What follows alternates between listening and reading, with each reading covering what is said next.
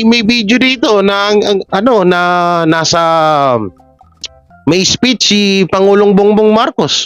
Ba't hindi ko nakikita sa inyo na binablog niyo yun? Kasi malaki views ni Pastor Apollo Kibuloy. Kaya pala. Kaya pala.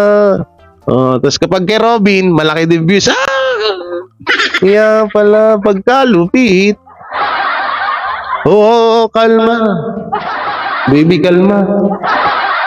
Huwag mo naman akong taybihan, baka masapak kita.